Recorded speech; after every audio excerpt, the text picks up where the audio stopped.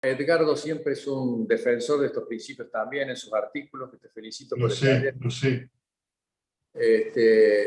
Y creo que cumplís un rol muy trascendente con tus escritos y tus opiniones. Bueno, buenos días a todos los participantes que se están sumando. Gracias por acompañarnos en esta reunión especial que tenemos en el día de hoy, en donde vamos a tratar las problemáticas y los desafíos del escenario político actual. Tenemos el honor de recibir y contar con la participación del reconocido periodista Nelson Castro. Gracias, Nelson, por brindarnos tu tiempo y acompañarnos en el día de hoy. Va a estar moderado por otro gran periodista cordobés, como es el caso de Edgardo Moreno, así que también aprovechamos para agradecerle a Edgardo su predisposición continua en nuestras actividades. Gracias a ambos. Estamos viendo un poco las empresas que nos acompañan desde la Bolsa en todas las actividades que desarrollamos, en sus distintas categorías.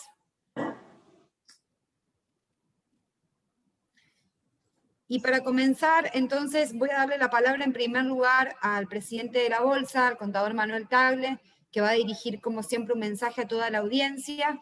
Antes quiero mencionarles que desde ahora está habilitado el canal de chat, como hacemos siempre, para que puedan ir ingresando las preguntas que quieren hacerle. Nelson después lo va a mencionar, pero estaba muy interesado en que podamos armar un espacio de diálogo productivo y dinámico, así que todas sus preguntas son bienvenidas para que podamos realizarlo. Manuel, entonces le doy la palabra, un gusto que nos estén acompañando y bienvenidos.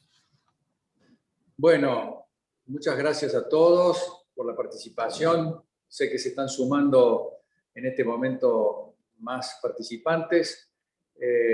Quiero agradecerle en primer lugar al doctor Nelson Castro, un prestigioso médico, pero que fundamentalmente se ha destacado en nuestro país por su función y su vocación de periodista.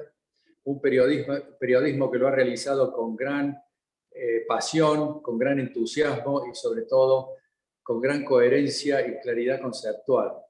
Creo que su honestidad y su transparencia han sido sus grandes virtudes y para nosotros es un honor que haya aceptado estar con nosotros hoy día, Nelson, porque su voz, sus opiniones son realmente muy escuchadas y apreciadas en todo el país y también, por supuesto, en Córdoba, en la comunidad empresaria que nosotros representamos. Y todos tenemos interés de escuchar sus opiniones en un momento tan especial, tan difícil para la Argentina, que nos tiene a todos muy preocupados por los errores conceptuales que se vislumbran en el país desde el punto de vista político y económico. Quiero agradecerle, antes de empezar a hacer una ligera reflexión sobre el momento, ya que no va a estar Lucas Navarro hoy para hacernos un comentario sobre la economía. Quiero agradecerle a Edgardo Moreno, nuestro periodista amigo y además con el cual tenemos una gran sintonía en muchos aspectos. Conocemos de su gran capacidad, de su formación intelectual, y creo que es un honor también que haya podido moderarlo a Nelson Castro hoy y hacerle las preguntas y transmitirle también preguntas del auditorio que vamos a tener hoy. Así que gracias también, Edgar.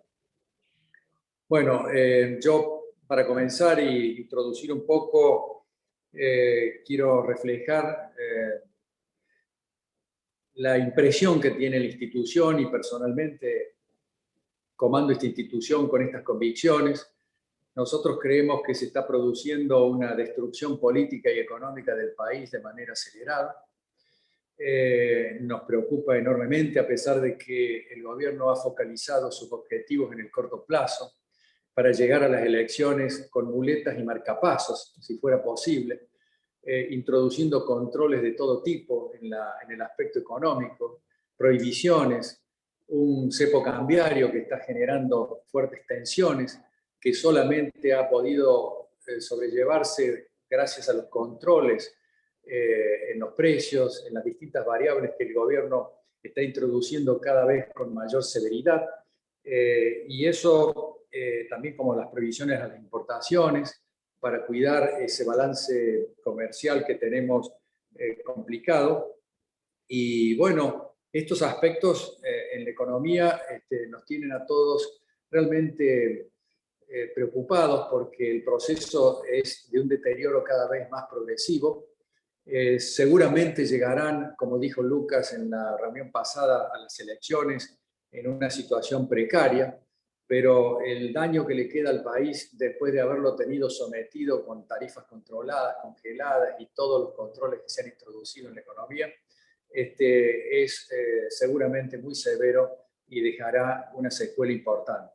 Pero también vemos que hay una destrucción política en el avasallamiento de las instituciones de la República, fundamentalmente a ese poder judicial que se quiere vulnerar, que se quiere atropellar, que se quiere modificar, que seguramente necesitará algunas modificaciones, pero que deben tener objetivos muy distintos a los que este gobierno está procurando, que son realmente la impunidad de la vicepresidenta y también de funcionarios del gobierno, que es para nosotros una falla ética y moral que debemos realmente combatir y por lo menos manifestar nuestra opinión permanentemente.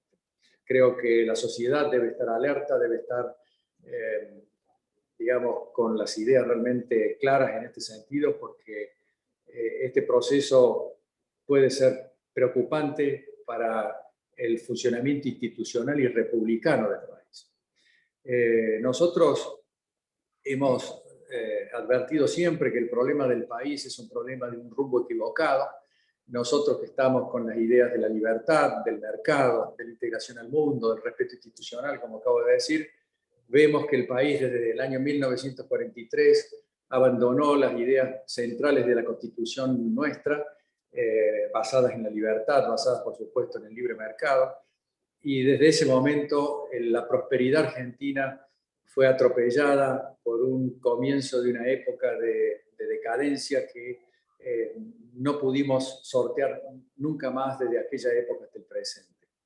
Y eso nos preocupa a todos porque ha cambiado la mentalidad argentina. La Argentina cree que se puede manejar el país desde los escritorios de una casa de gobierno y la verdad es que no cree en la libertad, no cree en los resultados que generan las políticas públicas basadas en estos principios. Y estamos rodeados de países que han tenido éxito con una inflación que es hoy equivalente a la inflación que tenemos nosotros anualmente y ellos la tienen, nosotros la tenemos mensualmente y ellos la tienen anualmente, y eso es un obstáculo insalvable para generar crecimiento, la inflación y el deterioro monetario.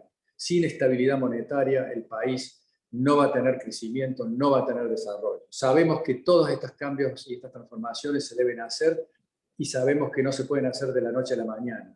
Hay cierto tacto político, cierto tacto social que hay que tener, pero indudablemente que hay que anunciarlo con convicción, hay que encolumnarse detrás de estos cambios para que el país empiece a tener un progreso y un futuro realmente como todos merecemos. Creo que la ambigüedad que tenemos entre los cuales los empresarios a veces, no digo nosotros, pero vemos algunas instituciones empresarias que sí lo tienen, y creo que es uno de los grandes daños que les han hecho al país a algún sector de la comunidad empresaria, y esto debemos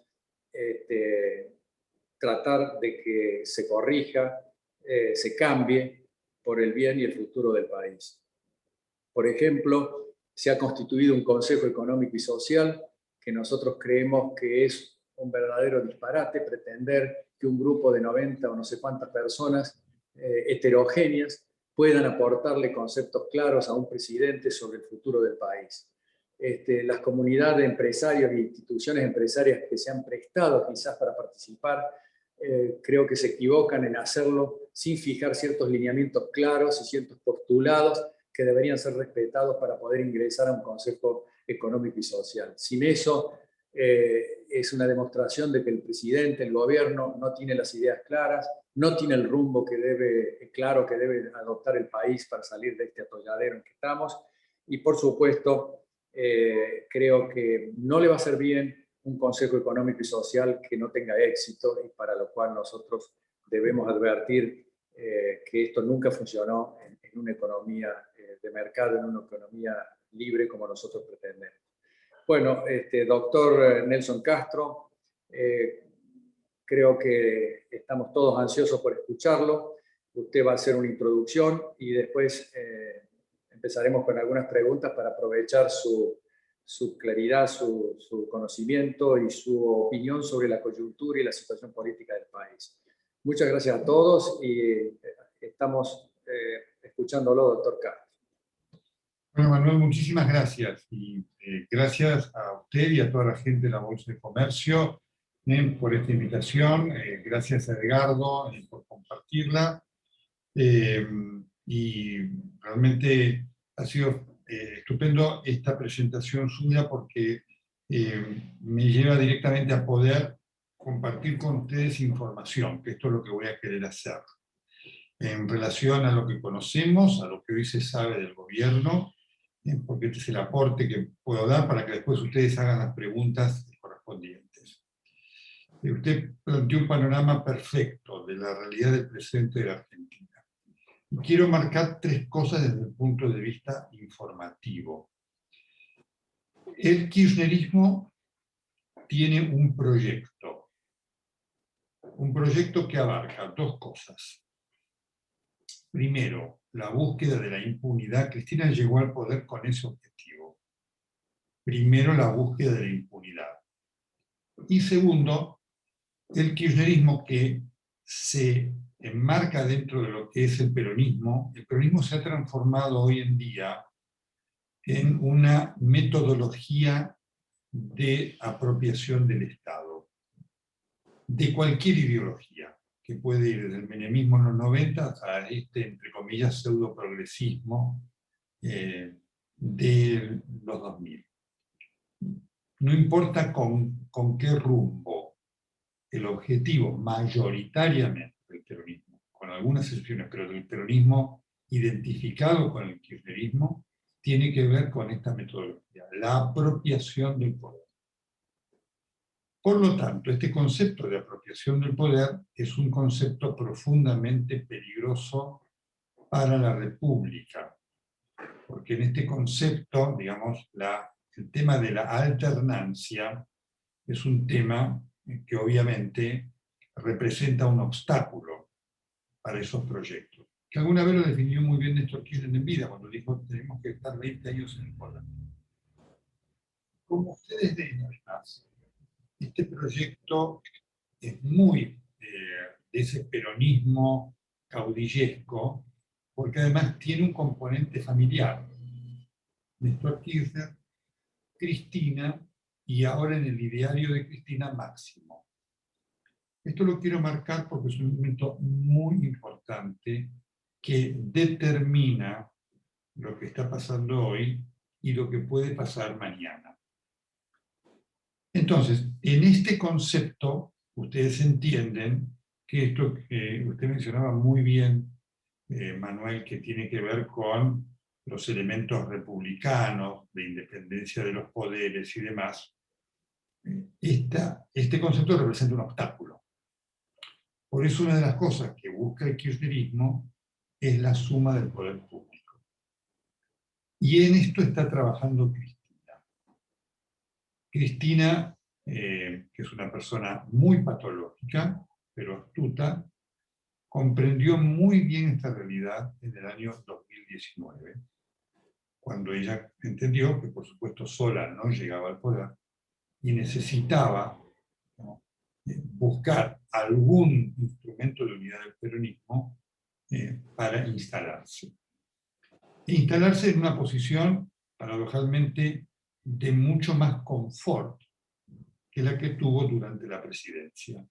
Porque ahora efectivamente ya puede estar dedicada, no ya a la gestión del día a día, sino a planear este tema de la permanencia en el poder. Es un elemento muy importante para tenerlo en cuenta. En pos de esto, por supuesto, vienen las acciones que se han sucedido en el gobierno y que pueden llegar a suceder dependiendo de lo que ocurra en la elección de octubre venidero. El gobierno de Macri cometió dos errores fundamentales. Primero, llegó para gobernar un país que no existía. Es decir, creyó que habló de una Argentina inexistente en cuanto a pensar que la Argentina iba a ser, por su sola presencia, un país que iba a atraer la atención del mundo y de las inversiones. Y no captó el problema fundamental que hoy tiene la Argentina desde el punto de vista político para generar desarrollo económico, que es la Argentina pendular. La Argentina pendular es una Argentina que no tiene otro rumbo que el fracaso. Y fracasará el kirchnerismo, y fracasará un gobierno alternativo al kirchnerismo, si no se logra la bisectriz, que es muy difícil de lograr, pero que representa un gran desafío. Lamentablemente ese fracaso de Macri abrió las puertas a este fenómeno que se da, que tiene políticamente un elemento muy novedoso en relación a lo ocurrido entre el 2003 y sobre todo el 2017. El peronismo, digamos, se dividió porque efectivamente este afán de poder de Cristina Fernández de Kirchner generaba divisoria de aguas, y la gestión de Macri lo reunificó. El peronismo unificado constituye un problema enorme para cualquier opositor que quiera vencer. Por lo tanto, en virtud de lo que ahora les voy a decir significan las elecciones de octubre, la oposición tiene un verdadero problema. La oposición hoy está dividida. La divisoria de lo que representa este espacio de Esper, Milei y ahora López Murphy y demás, tiene el potencial de quitarle a la oposición 6, 7 puntos que son cruciales para la próxima elección. Este es un punto al cual hay que prestarle muchísima atención. ¿Por qué? Porque efectivamente lo que Cristina Fernández de Kirchner está viendo en relación a su presente, que es la impunidad, es que, por eso su enojo y su furia, es que hoy ella no tiene el poder en el Congreso para avanzar con la reforma judicial que pretende. La reforma judicial que pretende Cristina tiene consecuencias presentes y futuras. Presentes porque efectivamente Cristina va a buscar tener una justicia dominada para enfrentar sus causas de hoy. Futura, porque obviamente esa justicia dominada por el kirchnerismo pone en riesgo la República. Es decir, esto de lo cual usted hablaba, Manuel, los aspectos fundamentales que hacen con el respeto al respeto a las libertades, las garantías individuales, con todo lo que esto significa en la vida de una sociedad, ¿no?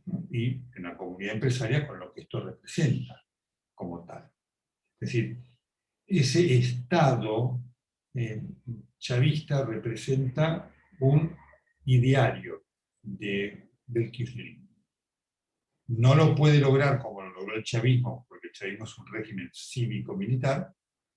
El proyecto del kirchnerismo es lograrlo institucionalmente. Para eso necesita el Congreso. Y ese es un elemento muy importante para tener en cuenta. Y entonces, hoy, digamos, ya han definido estos dos proyectos que, les decía al principio, tiene el kirchnerismo. Primero, generar impunidad, y después, permanencia indefinida en el poder. Ustedes imaginen que esa justicia, dominada así por el kirchnerismo, y un Congreso afín, abre puertas infinitas, que va desde la designación de jueces adictos, la remoción de jueces que no lo son, y la reforma de la Constitución, que representa un punto del cual poco se habla, pero que forma parte del ideario kirchnerista, fundamentalmente para la remoción de la cláusula de la limitación de los periodos presidenciales. La elección del 2013, que paradojalmente ganó Massa hoy con Cristina, frenó ese proyecto de búsqueda de la reforma de la Constitución. Quiero marcar estos 3 puntos, y esto que les doy es información, para que tengamos idea de lo que está, digamos, ocurriendo en la trastienda. Porque obviamente hoy Cristina, en su posición del Senado, que está muy cómoda, tiene mucho tiempo para dedicarse a eso, no tiene el peso de la gestión, que lo tiene Alberto Fernández. Alberto Fernández ha representado lamentablemente un engaño, una mentira fenomenal, porque efectivamente, ¿no? Había generado una expectativa interesante de poder ser una diagonal en relación a la situación extrema de la Argentina marcada por el kirchnerismo y por lo que fue el gobierno de Macri. Y eso está terminado. Y claramente ahí ha habido por parte de Alberto Fernández un engaño enorme, con una situación psicológica de dependencia muy fuerte de Cristina, y vamos viendo esta cristinización, no ya kirchnización, cristinización paso a paso que da el presidente, lo cual es una pena, porque Alberto Fernández, si bien no tenía el 34% de los votos, tuvo el 15% que le permitió a Cristina ganar. Sin eso no hubiera ganado. Entonces tenemos obviamente un gobierno sin rumbo. Digamos, claramente Alberto Fernández tiene un gabinete, por eso no hay gestión. Es un gabinete, digamos, la estructura de gestión de Alberto Fernández es muy mala porque son ministerios roteados. Es decir, hay un ministro supuestamente que le responde al presidente y todos secretarios que le responden después a la vicepresidenta. Entonces es un problema enorme que el caso Lozardo lo expone una vez más, como ocurrió con el caso Bielsa, o como por ejemplo el caso de Guillermo Nielsen, una verdadera decepción en YPF, ¿cierto? Ahí estuve como presidente de YPF y después pusieron abajo toda la gente de la Cámara, terminó yéndose ahora ese destino dorado de las embajadas. Así que esta es la realidad de, además, de un gobierno tironeado, un gobierno al cual paradojalmente ha salvado la pandemia, es decir, al revés de lo que muchos piensan, de que la pandemia y la cuarentena ha sido todo un problema agregado para el gobierno. Yo tengo la convicción que la pandemia y la cuarentena han amortiguado, ¿no es cierto?, y han cubierto de alguna manera estos defectos que hubieran explotado mucho antes. Por supuesto que a caballo de todo esto está la corrupción, que es un fenómeno siempre presente en la administración, sobre todo del kirchnerismo. Esto que estamos viendo con la vacuna no es más que una expresión más de lo que es el fenómeno de corrupción.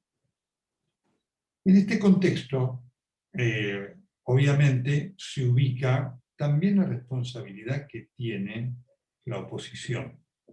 Porque hay un elemento muy importante para tener en cuenta. Malo, malo. Pero está claro que el kirchnerismo tiene un rumbo. Pésimo, pero lo tiene. Sabe a dónde va, sabe qué quiere.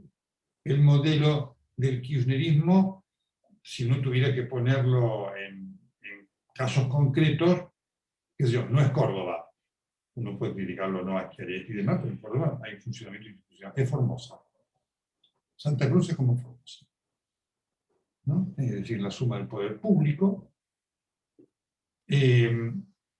favorecido por un factor muy importante, Manuel y a los que están participando, que hay que tenerlo muy en cuenta,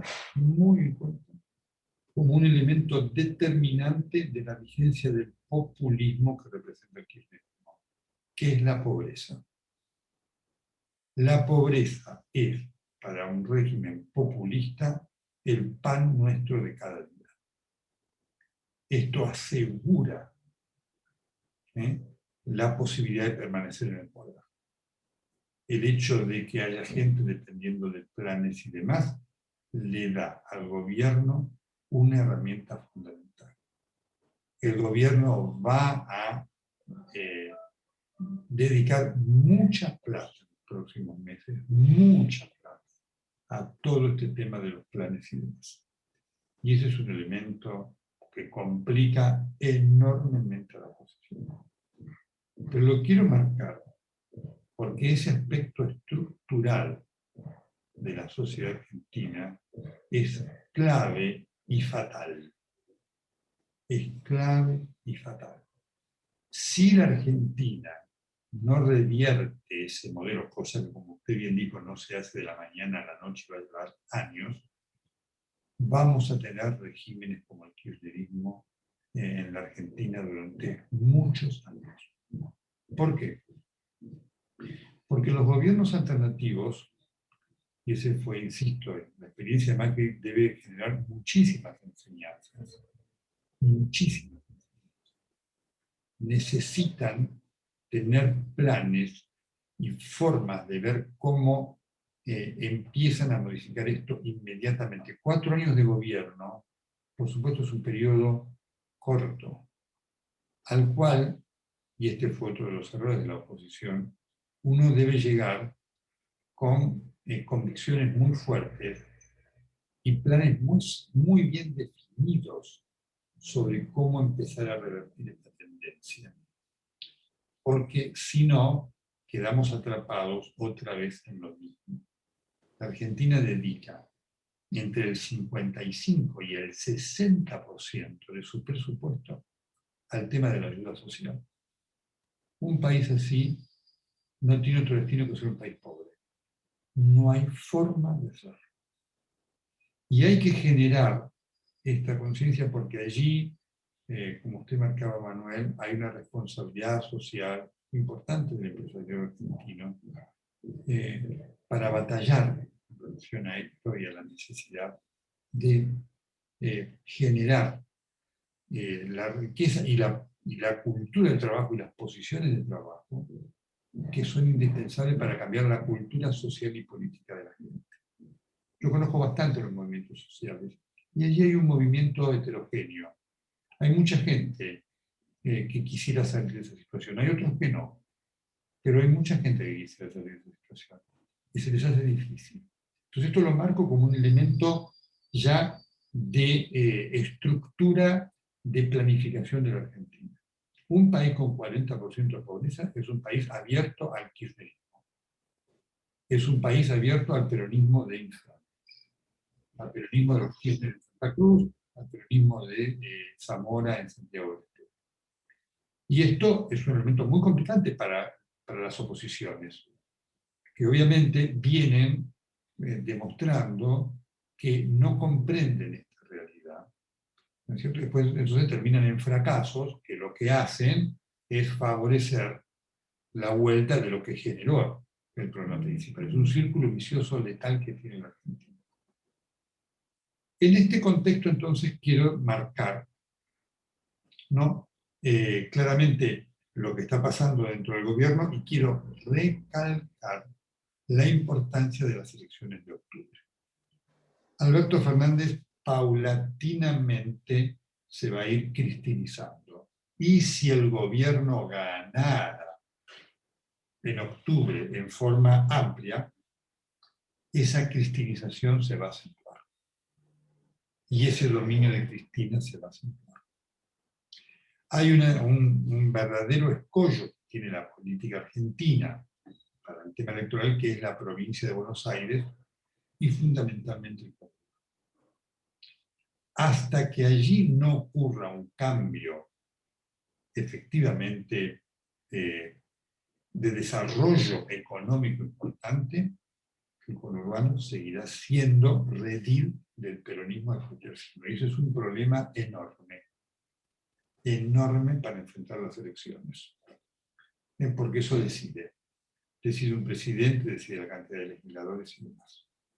Entonces, este también es un tema para trabajarlo muy profundamente en cuanto a planificación estratégica de los que aspiren a poder cambiar este país. Porque ustedes se imaginen que en ese submundo hablar de valores republicanos es hablar de la nada, ¿no?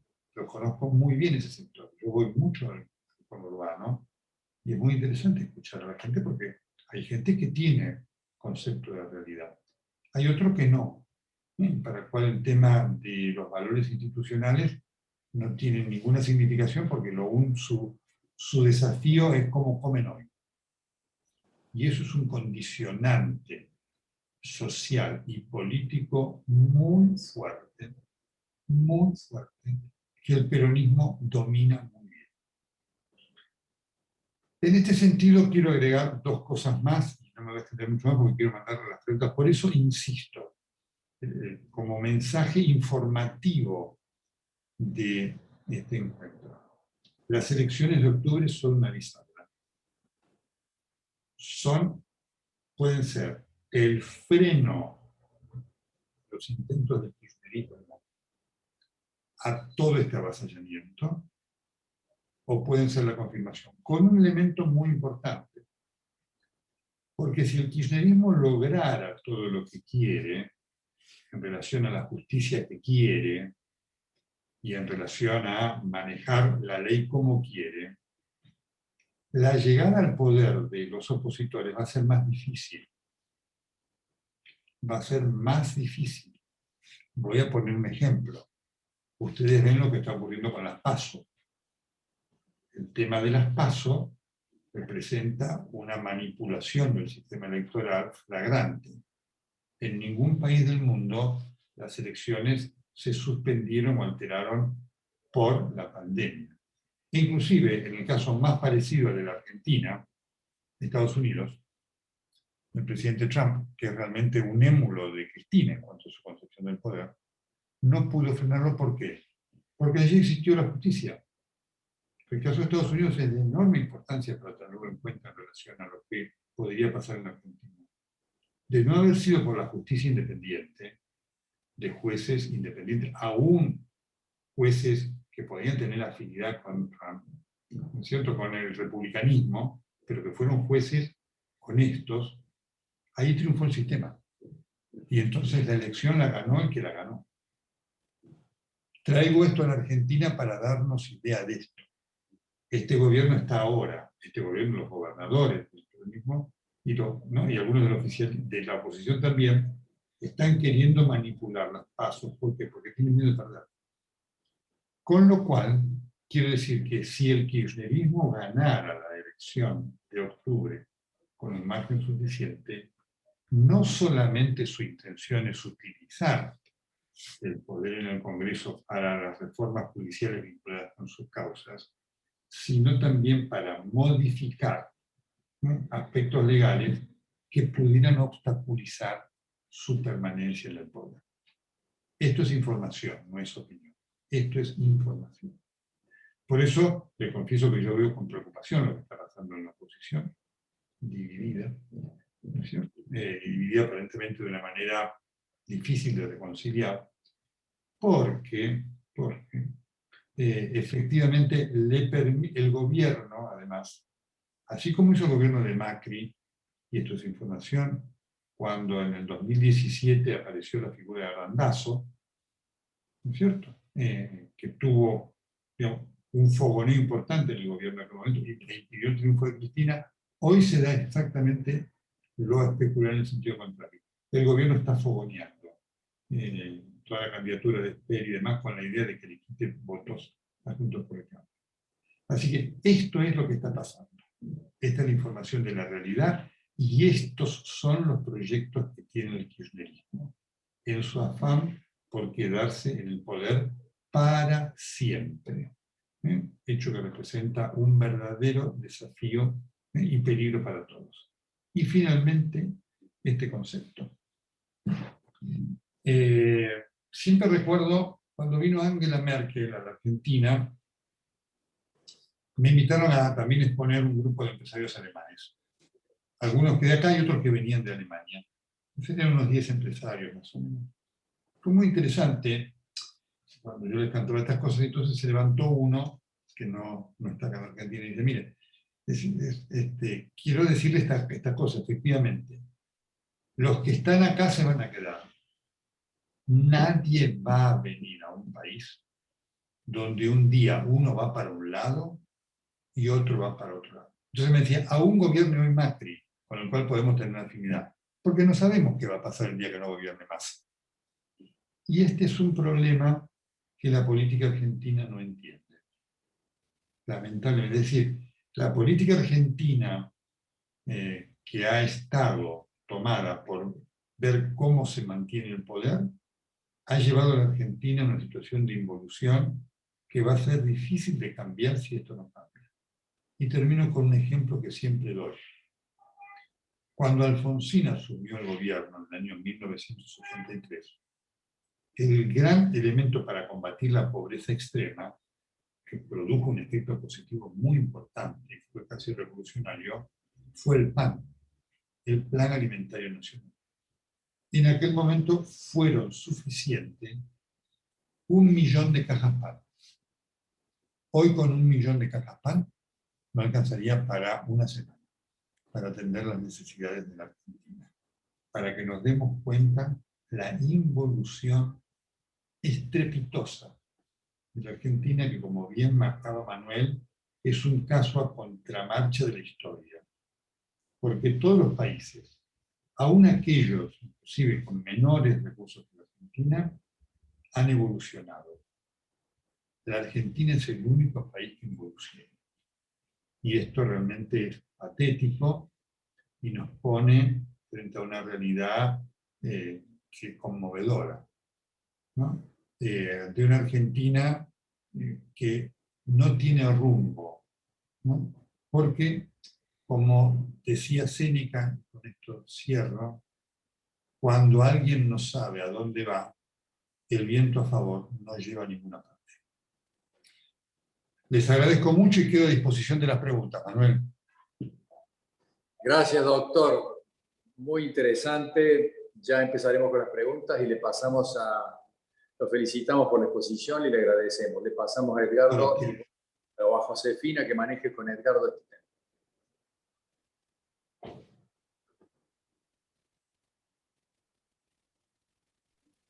Sí, presentamos entonces a Edgardo, licenciado en Comunicación Social, jefe de programación en Radio Mitre. Se desempeñó como editor jefe de la sección Política y Negocios de La Voz del Interior y actualmente jefe de programación en Radio Mitre Sociedad Anónima. Recordamos a todos los participantes poder ingresar sus preguntas por el canal de chat y le doy nomás la palabra para que puedan comenzar el diálogo. Edgardo, gracias por estar.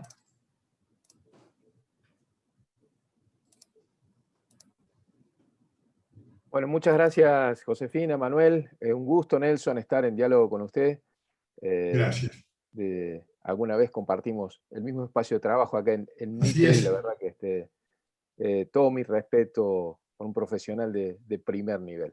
Hay que Muchas verlo gracias. trabajar a Nelson haciendo radio para darse cuenta la profundidad, la seriedad y sobre todo la humildad con la que asume la tarea de tomar la información, buscarla, cotejarla, chequearla y luego entregarla a la audiencia. Así que bueno, un gran gusto estar compartiendo. Para mí, querido, muchas gracias. Nelson, voy a iniciar con una pregunta mía mientras van ingresando otras al chat del auditorio en general.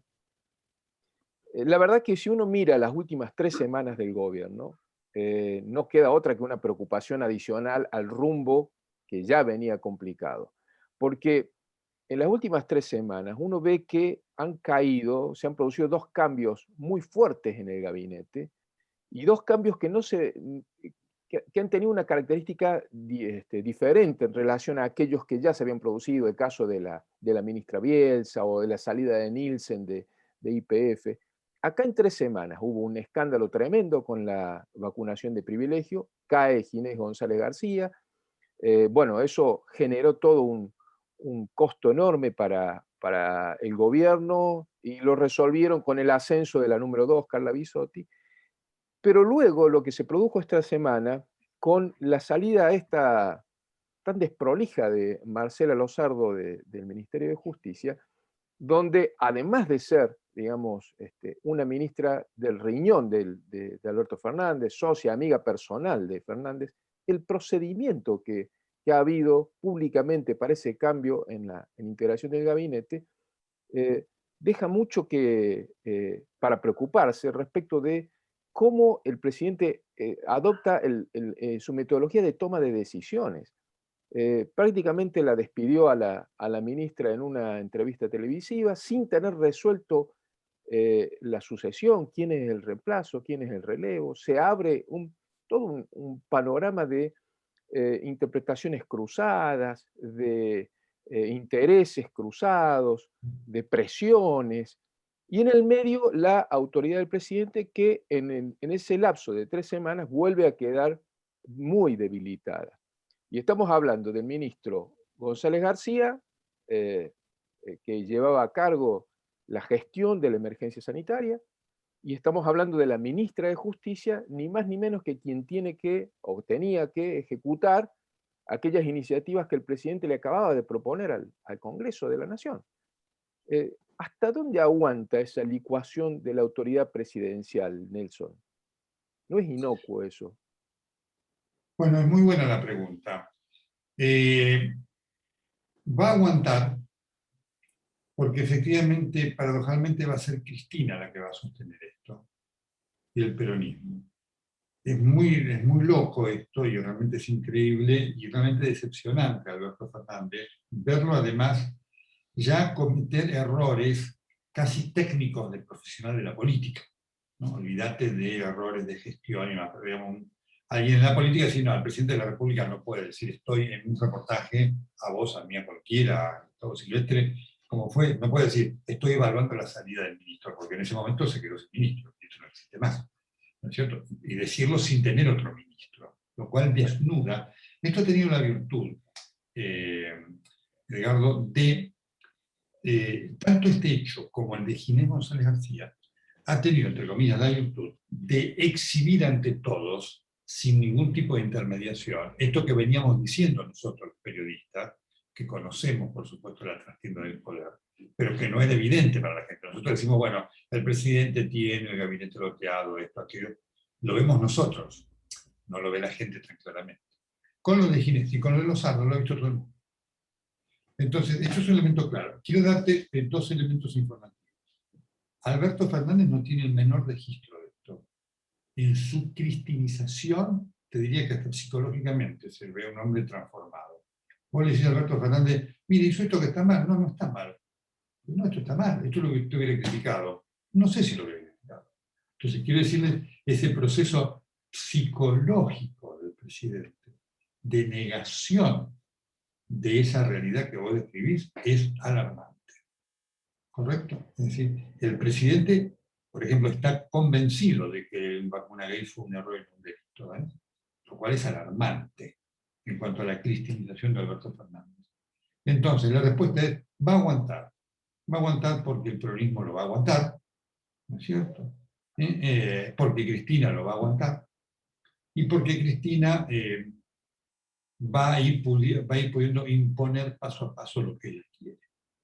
Así que eso puede tener un cambio con el resultado electoral de octubre si es que el gobierno no gana.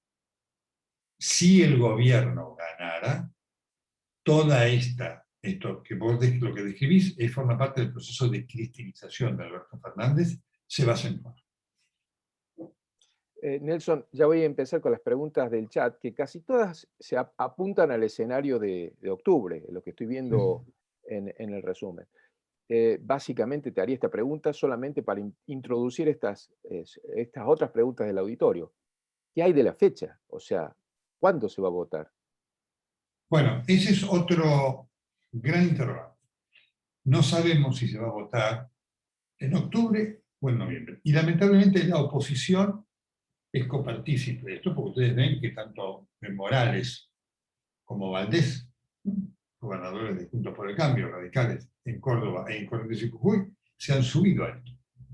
Por eso Marco también, digamos, forma parte de la problemática. La Argentina tiene un problema con el oficialismo y con la oposición. Conclusión, nadie sabe cuándo se va a votar, digamos, ni en el gobierno ni en la oposición. Pero los que en la oposición son gobierno también se suben al pedido del gobierno para generar esta incertidumbre. Y este es un grueso error que comete la oposición.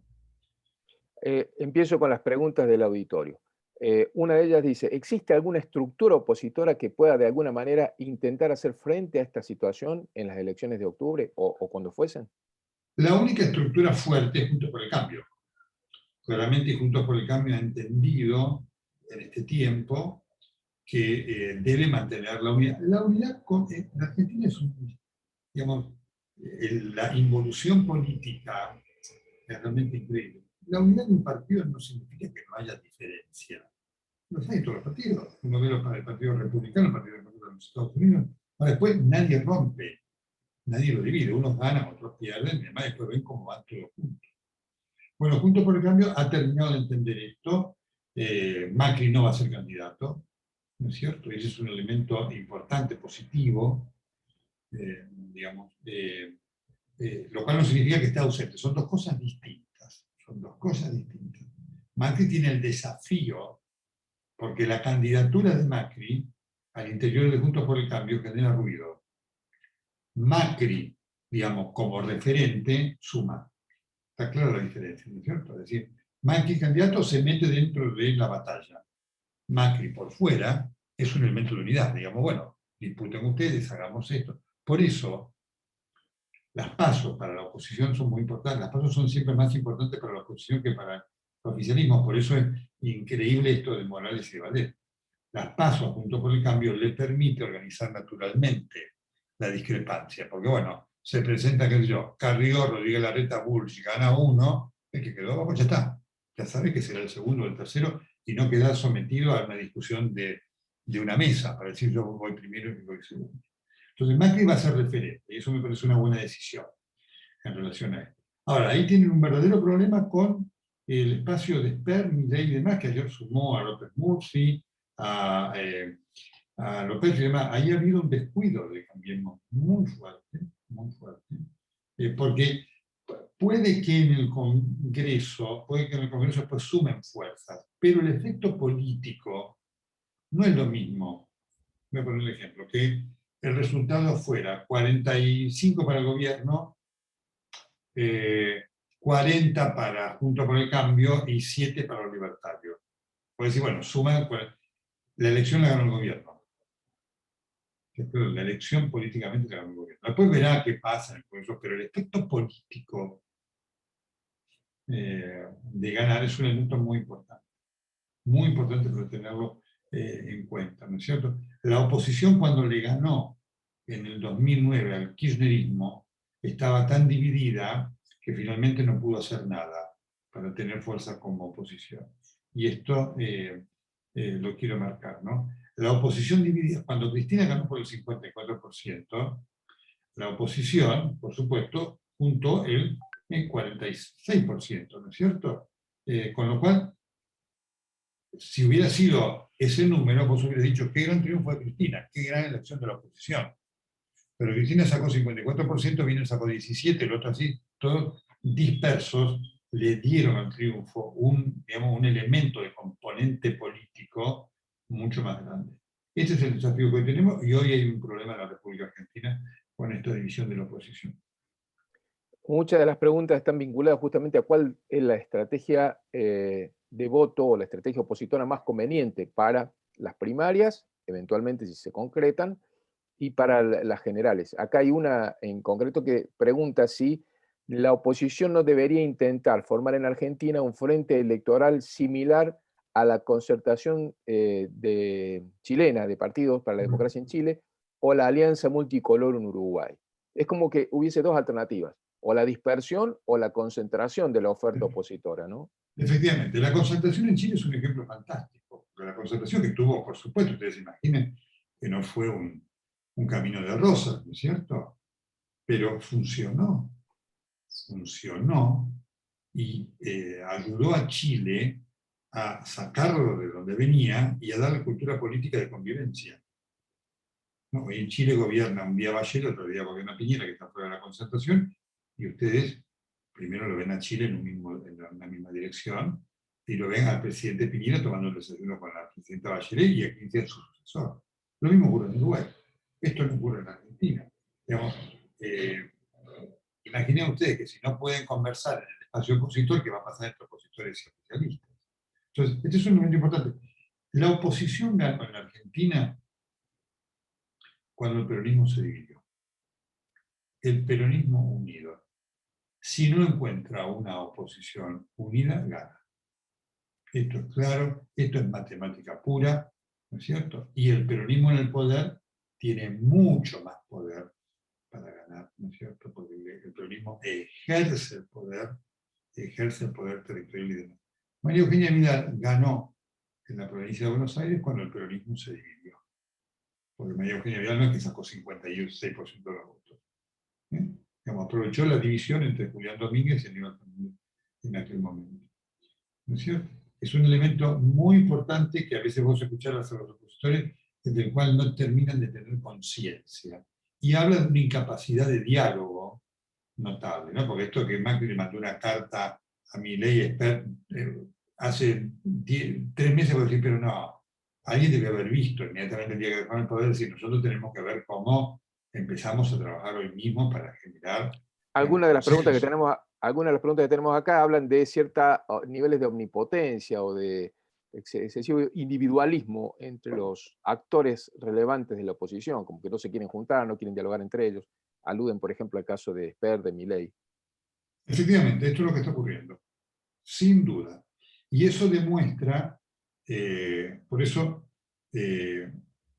Macri terminó, después de la elección del 2017, terminó con ese intento de búsqueda del diálogo, ¿no es cierto? Y se aferró a la confrontación con Cristina y con los que estaban en desacuerdo con él, inclusive desde los mismos sectores afines, ¿no? Y fíjate vos que el hecho de que el que quiere ser el referente, la única gestión que haga en pos de la unidad es mandar una carta a una persona, vos te das cuenta la falta de dimensión de la envergadura del problema que enfrenta la oposición.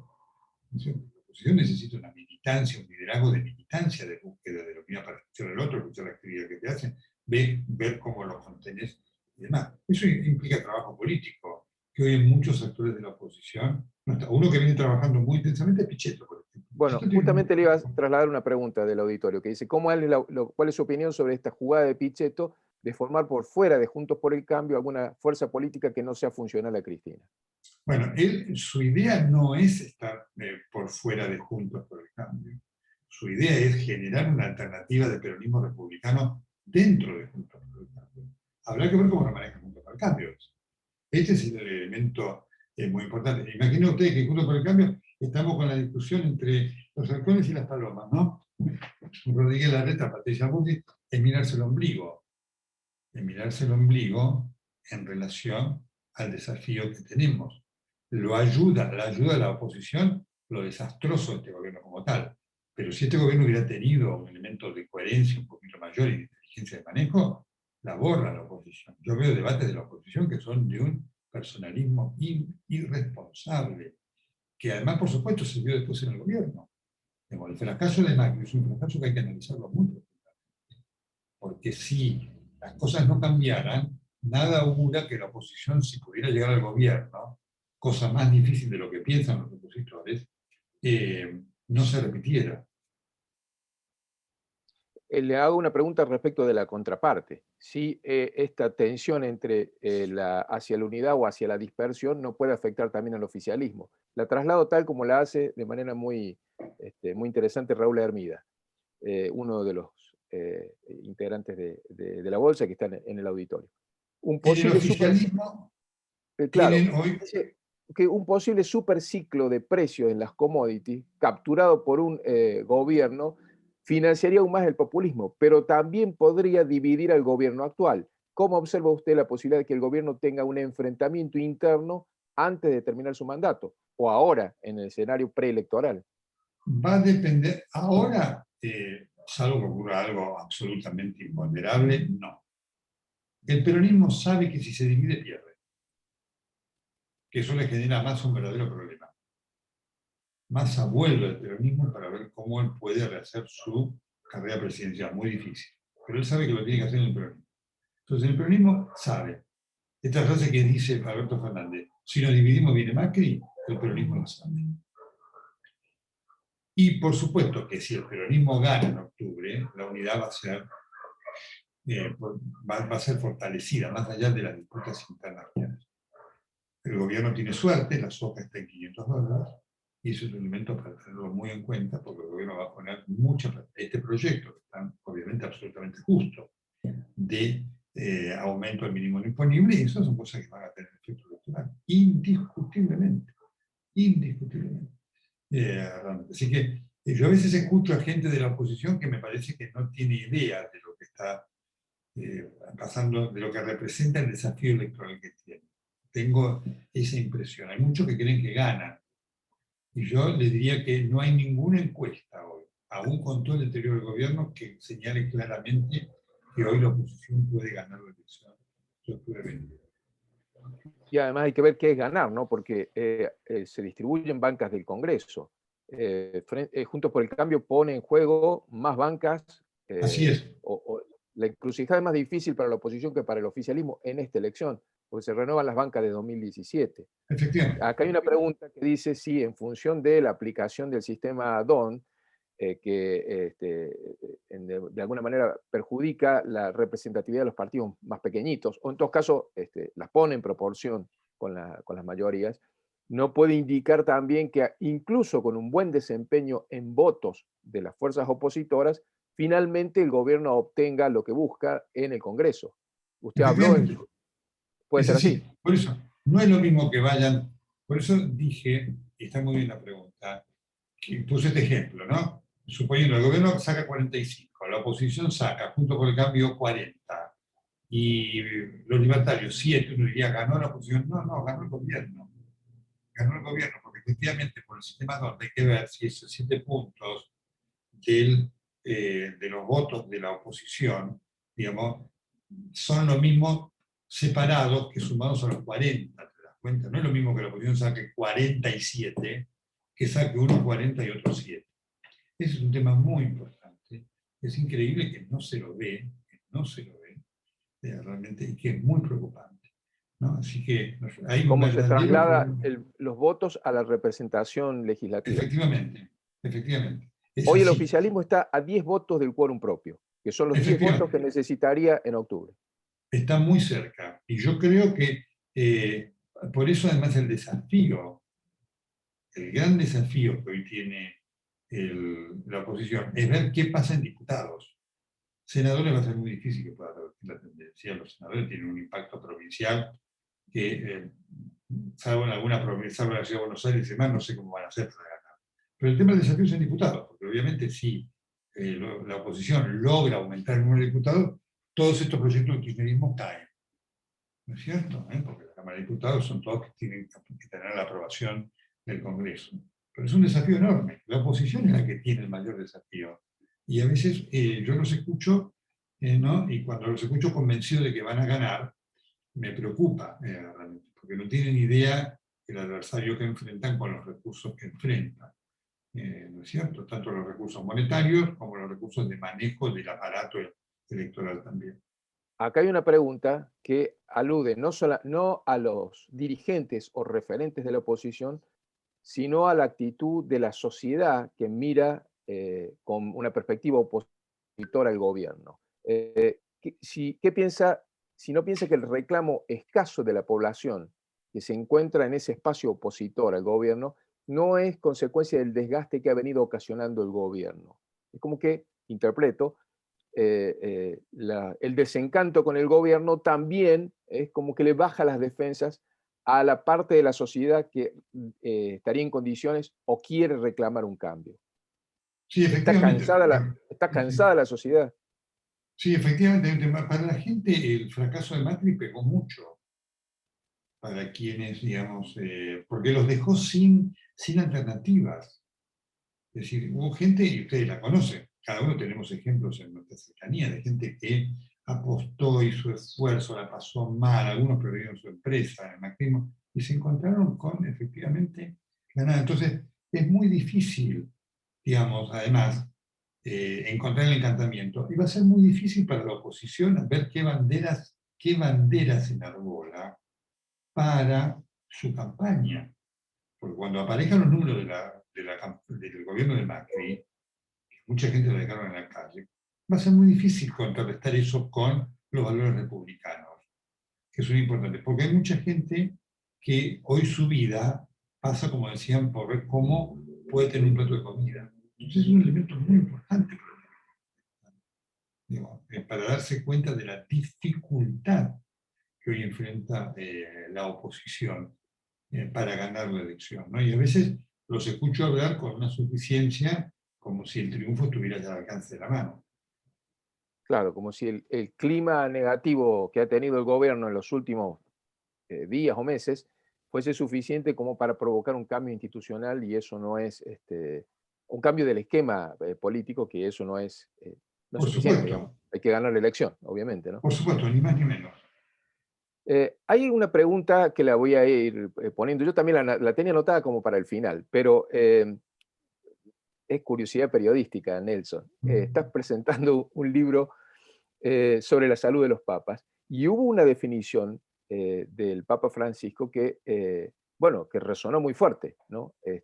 Una declaración que te hizo, esto de que él no va a venir a morir en la Argentina, sino que imagina un futuro, sus últimos años en Roma. Luego, como que atenuó esa declaración después del viaje a Irak, diciendo que, bueno, si se da la oportunidad, eventualmente podría ser una visita. La pregunta es a esto, Nelson. Vos que tuviste la posibilidad de acceso a ese diálogo, ¿cómo percibís la evolución de la figura del Papa Francisco como una figura de relevancia política en la Argentina? Ha ido variando esa posición. ¿Cómo la ves hoy?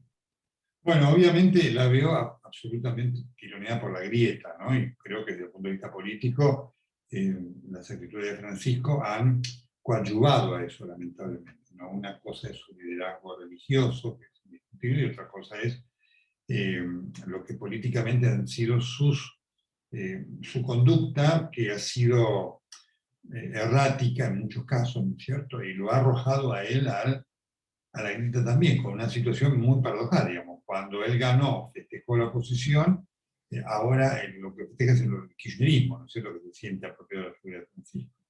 Así que yo creo que no ha sido una parábola buena la de Francisco desde el punto de vista político, ¿no? Dentro de lo que ha sido la Argentina. Y creo que también él ha cometido errores en relación a esto. Y yo creo que esto tiene mucho que ver con este tema de que está claro, la respuesta que él da se refería en el contexto de la pregunta si él volvería a morir a la Argentina, ¿no? Ese es el sobreentendimiento que él ratificó en la declaración que hizo en el vuelo cuando se refirió al libro, ¿no? El tema de la visita, eso yo nunca se lo pregunté como tal, así que está en veremos, pero bueno, pasaron 2 años de que fue el reportaje y no ha venido. Y yo lo veo difícil el tema de venir, porque hoy Francisco está dentro de la grieta, no la supera, y ese es un verdadero problema al que creo él, digamos, coadyuvó. La declaración que te hizo, y que está en el libro, suena como cierta desazón, digamos, o desencanto del Papa respecto de lo que fue la repercusión de sus posiciones políticas, más allá de lo religioso, en la Argentina. ¿Es esa sería esa la Sí, descripción? sin duda. Desencanto, desazón, cierta Él tristeza, me digamos. dice además, en un momento, ya en una entrevista anterior, me dice, mire, a la Argentina no la extraño, me afligen sus problemas, ¿no? De los cuales está absolutamente consciente, ¿no? Y yo creo que efectivamente hoy en el análisis del Vaticano debe estar, bueno, ¿qué sucedería con el Papa? Acá yo, por supuesto, creo que sería un viaje absolutamente exitoso, ¿no? Pero esa es una convicción personal, ¿no? Lo cual no significa que no existieran quienes lo critican, ¿no? Cosas que se ve, que se escucha, que me lo dicen, que se ven en las redes, que él, por supuesto, también sabe, ¿no? Así que yo creo que esto ha tenido mucho que ver con esta situación, que ya también en una situación de división, cuando él asume el papado, y con esto no estoy justificando, es decir, por eso digo, cuando asumió el papado, los opositores celebraron y el gobierno estuvo de luto, es decir, hubiera venido en aquel momento y era también parte de la grieta. Eso es un verdadero problema y una gran pena para la Argentina, porque efectivamente un día Francisco morirá y la Argentina va a haber desaprovechado la oportunidad de tener un papa argentino, porque que se refleje en cuanto a posibilidad mucho más que esto se hizo una gestión ante la directora del Fondo Monetario Internacional para ver cómo se negociaba la deuda. Un papa argentino podría haber significado, una Sí, una proyección prenda de reconciliación social, ¿no? absolutamente de reconciliación y de proyección del país. Bueno, ahora ¿No es yo te cierto? escucho a vos también como desencantado de esa oportunidad. ¿Vos creés que No, ya eso esto no ha se sido va, una no se va a oportunidad. dar en el Papa de Francisco? Yo creo que no, obviamente es así venga, digamos. La Argentina desaprovechó a Francisco porque cada uno se quiso adueñar de Francisco. En su momento los opositores y después los oficialistas de hoy. Y ese está muy bien que sacaste el tema, porque como lo venía diciendo, lo hablamos con la conferencia, es lo que está pasando en la Argentina. Es decir, este concepto de que yo me adueño de esto y te lo quiero, yo no puedo compartir con vos esto. Entonces, este es un problema que hoy tenemos en la Argentina. Y hasta que no salgamos de esto, puede Edgardo gobernar, el mejor o el peor, que va a fracasar. Va a fracasar. Porque además en Argentina, y quiero introducir un concepto muy importante, la democracia es diferencia. Vos pensás distinto que yo y yo pienso distinto que vos, pero te respeto. Y voy a debatir la idea, no para imponerla, para convencerte. Pero además voy a discutir para ver si saco algo de tu idea, porque el debate, la esencia del debate no es ganarlo, es aprender. Entonces puedes decir, Nelson, mira, hoy el programa de radio yo creo que tenemos que hacerlo así, así. Yo te digo, mira, yo creo que, ¿por qué pensás que esto es así? Bueno, por esto, por esto. Yo pienso, mira vos qué punto interesante, mira, esto no lo había pensado. Vamos hacia la posibilidad entonces de este intercambio que nos enriquece. Entonces, la democracia, por eso digo, en los partidos políticos, la vida interna es muy importante, la enriquece, después se dirime en una elección. Pero el triunfo no da el derecho para decir, porque yo gané, tengo la razón, porque la razón no es un fenómeno cuantitativo, es cualitativo. En la Argentina no tenemos, tenemos antinomia, que es distinta. En la antinomia yo te quiero eliminar a vos, quiero adueñarme de todo y te quiero eliminar. Esto es lo que está ocurriendo. Entonces, cada uno que llega se quiere adueñar del Papa, de Messi, ahora tenemos el IPF con Messi, de esto, de aquello y demás. Es un país inviable. No tiene, es decir, lo tremendo es que nadie lo entiende. La decepción de Alberto Fernández es que en su discurso, porque me lo dijo a mí además en las entrevistas, él decía esto, decía, obviamente, ni Cristina ni Macri, tenemos que ir por un camino distinto que voy a buscar. Esa es la mentira de Alberto Fernández, lamentablemente.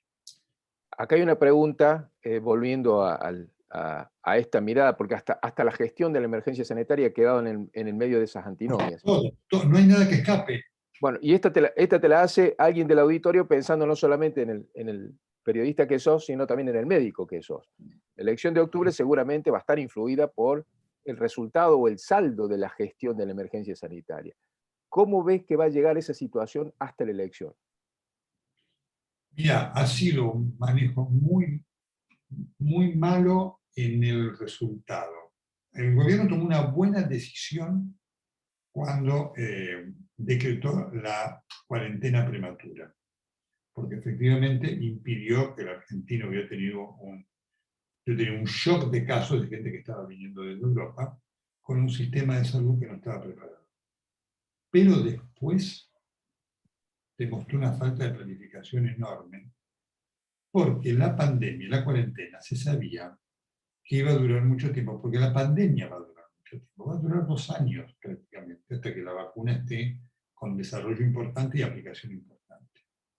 El gobierno debió haber planificado, porque vos no podés tener un país cerrado un año. Entonces, ¿cómo habría? Seguramente en forma alternativa. Habrá algún rebrote, cierro, pero voy dando viabilidad al país en forma planificada. Esto no ocurrió, porque el gobierno se enamoró de la pandemia y se enamoró de la cuarentena y del efecto de liderazgo.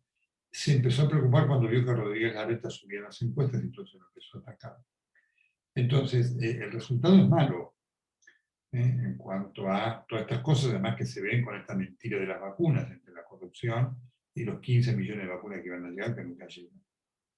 Así que ha sido una gestión realmente mala del gobierno. Que hay que ver después si pesa electoralmente o no. Una cosa es si hubiera habido elecciones hoy, claramente el vacunagate hubiera pesado, y otra cosa es en octubre, porque en octubre si la gente se vacunó, como espero que se vacunaron y demás, esto será un recuerdo. Yo quiero marcar esto porque, para aquellos que dicen, bueno, no, y esto en las elecciones, yo no lo sé. La elección es un elemento multimotivacional y lo imponderable juega un rol. Esto hoy hubiera cambiado la elección, el resultado electoral, no hay duda. En octubre no sé.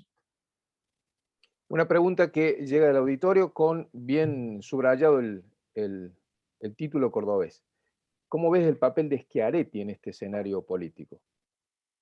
Schiaretti es un hombre importante, pero no está claro en qué momento está él.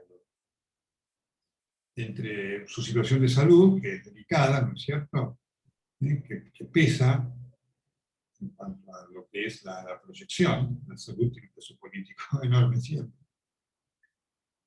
Y ver, digamos, dónde se ubica él, porque obviamente en una provincia que no es kirchnerista, claramente, que seguramente no va a votar el kirchnerismo mayoritariamente en octubre, porque todo este tema que está pasando por el campo y todo eso es letal. Pero él también ha desdibujado su liderazgo, es decir, él que tuvo un rol importante en la alternativa federal cuando estaba dentro de ese grupo de gobernadores que aparecían generar el peronismo republicano, finalmente vio que eso, entre las idas y vueltas de la Baña y la claudicación de Massa, se quedó vacío. Entonces tuvo también que acercarse a la orilla del oficialismo, porque también depende de cosas que le van a dar, ¿no es cierto? Así que no está claro el rol de Schiaretti, no está claro, así como estuvo claro antes. Antes fue un hombre que se diferenció del kirchnerismo, que bregó sin duda por ver cómo con Macri lograban una cosa distinta, que bregó, siendo crítico de las cosas criticables de Macri, por un peronismo distinto al que no es este, y en ninguna de esas cosas triunfó. Así que su rol hoy no es claro, está muy atado además a lo que depende del gobierno, y vos lo ves en un zigzag. Un día se reunió con Alberto, por supuesto su relación con Cristina es mala, pero con Alberto tiene algún tipo de puente, ¿no? Así que es un hombre además que está, salvo que no ocurra, en un final de su gestión política, ¿no? Y eso cambia mucho porque mi impresión es un hombre que se quedó sin proyección política, y eso te hace ser más sumiso al poder, ¿no? Nelson, muchas de las preguntas se reiteran sobre el tópico de la fecha de las PASO, el escenario electoral de octubre, obviamente es lo que más inquietud y curiosidad despierta a mediano plazo. Pero inmiscuye una pregunta propia sobre el corto plazo. ¿Cómo ves que se va a desarrollar este conflicto de poderes que va increciendo, que va en escalada después de el discurso de Alberto Fernández en el Congreso, el alegato de Cristina en la Cámara de Casación, la renuncia a los empujones de Marcela Lozardo y la intención del gobierno de avanzar sobre las estructuras del Poder Judicial? La Corte no ha dicho nada, el Poder Judicial obviamente está, difícilmente pueda tener una opinión política, los jueces hablan a través de sus fallos, pero ¿cómo ves el escenario de los próximos meses en ese punto de la escena nacional, el conflicto entre el gobierno y la justicia? El conflicto va a continuar, hasta las elecciones va a continuar. Así que no hay duda, porque hay situaciones, al margen, por ejemplo, mira, la causa del dólar futuro a mí me sorprendería que hubiera una condena. Es una causa endeble, ¿eh? Porque, digamos, la causa del dólar futuro, si prospera, va a tener también una situación muy complicada para Luis Caputo y gente del gobierno de Macri, ¿eh? Por eso ustedes lo vieron el otro día a la Cunza diciendo, esas cosas son políticas, ¿no? Sí, A mí me Álvarez Aggi dijo lo mismo, del otro lado. totalmente. Así me sorprendería que hubiera un fallo condenatorio. Me sorprendería. Pero esa no es la causa que más le preocupa a Cristina. Por eso habló en Cristina, esa, por eso. porque presume que tiene un fallo favorable, claro. Totalmente. El problema de Cristina se genera después del fallo contra Báez.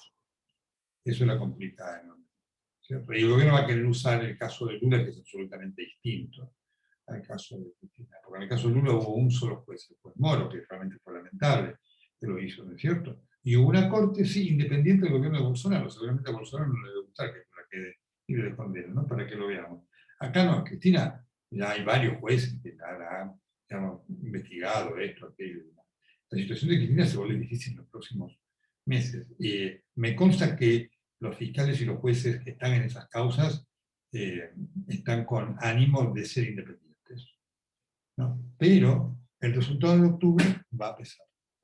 El resultado de octubre, la Corte está muy unida en este momento, es decir, la Corte, cuando, como cualquier estructura, cuando la atacan, ¿no? Pero habrá que ver, digamos, lo que pasa en octubre, porque entonces ahí sí empiezan a ocurrir proyectos del Poder Ejecutivo para ver cómo crea el nuevo organismo de la Corte, o cómo aumenta el número de la Corte, cómo aumenta el número de jueces. Así que insisto con octubre, porque eso es lo que está esperando Cristina. Acá hay una pregunta, vos recién hacías referencia al caso de Lula, y la vinculo con esta pregunta, que es sobre la política exterior del gobierno de Alberto Fernández. La pregunta habla específicamente de la tensión generada con Ecuador después de las declaraciones que hizo el presidente argentino sobre Lenín Moreno. Pero al mismo tiempo también le agrego yo toda la apoyatura discursiva que busca el gobierno en el fallo que absolvió a Lula, o que vuelve a foja cero la investigación contra Lula, y al mismo tiempo la tensión que eso genera con Bolsonaro. ¿Cómo estás viendo la política exterior del gobierno? Bueno, es un gobierno que tiene una orientación claramente filo-kirchnerista, ¿no es cierto?, en cuanto a apoyar todos estos modelos, salvo que yo debo decir, Lula hizo un gran gobierno. Lamentablemente todo ese componente de corrupción del cual participó el empresariado brasileño, Lavallato como en el caso de los cuadernos, acá, ¿no es cierto? Pero Lula, yo debo decir, a diferencia del kirchnerismo, Lula teniendo en el 2010 el 74% de imagen positiva, cuando le ofrecieron reformar la Constitución para postularse, tenía los números en el Congreso, dijo: de ninguna manera, yo juré respetar la Constitución. Yo lo quiero marcar, ¿cierto? Que, digamos, ojalá esto fuera Lula. Lula llevó adelante un gobierno con un socialismo moderno. No vino a derrocar todo y a quedarse el Estado brasileño. Lula fue un gobierno muy lamentablemente tomado por la corrupción. Ocurre en nuestra vida, ¿cierto? Pero la concepción de Lula fue una concepción republicana, ¿eh? Ojo, ¿eh? Ojalá tuviéramos, y a Brasil le fue muy bien con Lula, ¿eh? ¿No? Realmente porque abarcó a todos, no fue que dijo, estos son de acá y no me junto más con los de acá y demás, ¿no es cierto? Brasil tuvo un desarrollo económico y una inserción internacional con Lula. Lula lo criticó Evo Morales cuando fue el tema de lo que pasó con la elección, digamos, apoyó el modelo del chavista, pero criticó a Maduro, así que esto no más.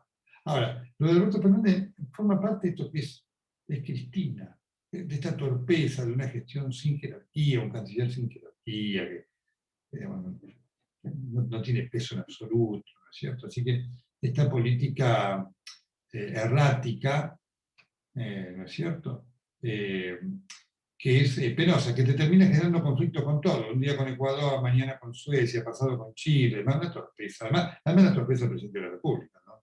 Es decir, lo que te repito, todos los días demuestra que su paso por la gestión de jefe de gabinete no le dejó ninguna enseñanza, lo cual es triste. Vamos a ir ya redondeando, Nelson, porque estamos sobre la hora.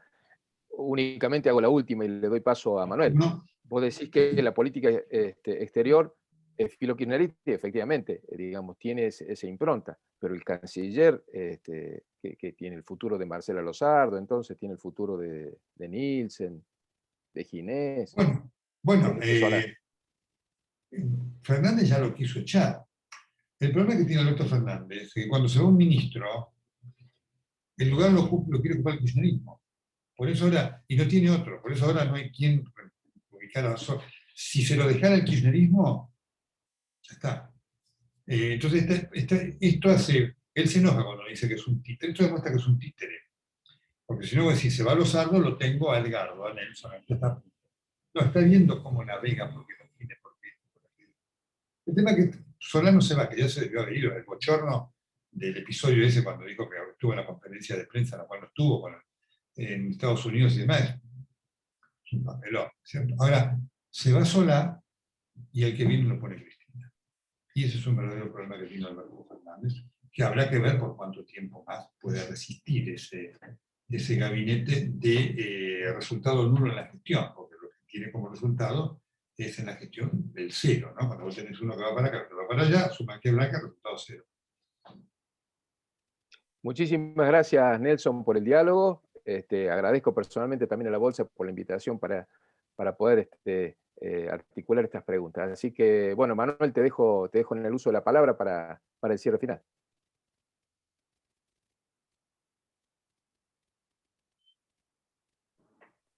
Bueno, Nelson, realmente muy valiosos los conceptos que has emitido aquí, que no hacen otra cosa que ratificar tu gran prestigio como periodista, como analista político y de la coyuntura de un país como Argentina, que realmente a todos nos tiene sorprendidos por el desenlace que tiene Argentina desde hace tantos años inexplicablemente, y que no entendemos que no lo podemos revertir y que la clase política no anteponga el país por encima de sus intereses políticos transitorios y de corto plazo. Creo que ese es uno de los grandes problemas, pero también, y para terminar, creo que hemos escuchado de vos muchos conceptos que están vinculados a los que advertí originalmente en mi presentación, y es esa falta de claridad conceptual que caracteriza a la Argentina, en donde no tenemos claro cuál es el rumbo que va a sacar el país adelante. Nosotros creemos y estamos convencidos que tiene que haber una orientación hacia la libertad, hacia la integración del mundo, en fin, algo de lo que Juntos por el Cambio intentó hacer en su último gobierno. Y quizás debamos rescatar el lineamiento de esa política en general y saber que hubo errores de instrumentación, de comunicación, de velocidad con que se introducían las reformas, y por eso se le achaca al gobierno anterior el fracaso al que vos hacés alusión. Pero indudablemente que debemos todos contribuir a que ese rumbo que se intentó instalar es el rumbo que deberemos instalar en el futuro, que es el rumbo de la estabilidad, del orden macroeconómico, de los equilibrios fiscales. Y cuando lo citaste a Lula, coincido plenamente que Lula hizo una gran presidencia, y creo que esa presidencia de Lula, además de su sentido común y de su, digamos, vocación más por estadista que por demagogo, estuvo basado en el acuerdo que hizo con Fernando Henrique Cardoso antes de asumir, que se basó en 3 puntos claves, que Argentina no tiene el coraje de sentar en una mesa a los políticos y decir cuáles son esos 3 puntos, 4 puntos, no más. Y Lula en ese momento acordó con Fernando Cardoso equilibrio fiscal, pautas de inflación controlada y tipo de cambio flotante. Y realmente se cumplió, y eso le permitió a Brasil darle previsibilidad y credibilidad hacia el futuro, y logró tener una economía razonablemente pujante, que es la que acabas de describir vos. Bueno, yo simplemente valoro mucho tu intervención, espero que haya contribuido a aclarar las ideas de todos nosotros, y que Argentina encuentre su destino lo antes posible, porque, como dijiste, focalizar nuestro futuro sobre la base de aumentar la pobreza en este gobierno, creo que es lamentable y muy triste. Te agradezco mucho, Nelson. Seguiremos en contacto porque creo que debemos seguir batallando por las ideas y por la sensatez en este país. Manuel, muchísimas gracias. Para mí ha sido un honor y quiero dejar este mensaje. Yo soy optimista para Argentina, pero siempre digo, el optimismo no es decir que está todo bien. Siempre pongo el ejemplo del médico. Si yo a un paciente que viene con un problema de salud, ignoro su problema y digo, usted está bárbaro, el paciente va a decir, qué buen médico. Y yo contribuí a su muerte. Este es el primer punto. Y el segundo punto es que de los errores hay que aprender. Yo creo muy importante lo que ustedes hacen, porque las instituciones intermedias en la Argentina y las instituciones empresariales deben ser un factor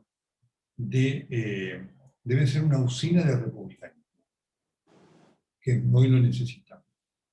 Y para marcar el rumbo, que lo tenemos que marcar nosotros los ciudadanos, para que entiendan la dirigencia que gobernar es algo muy complejo, Manuel, en países como la Argentina, y que necesitamos de políticos profesionales, honestos, con sentido común, con actitud de escuchar y de aplicar pocas ideas buenas, con sentido común y capacidad. Un fuerte abrazo para todos ustedes, Manuel, un honor para mí haber estado con todos ustedes. Josefina, un beso, Edgardo, también un abrazo fuerte. Igualmente. Gracias, Nelson, y saludos a Sebastián, tu coordinador. Gracias. Muchas gracias. Muy amable, gracias, un honor. Hasta luego, gracias.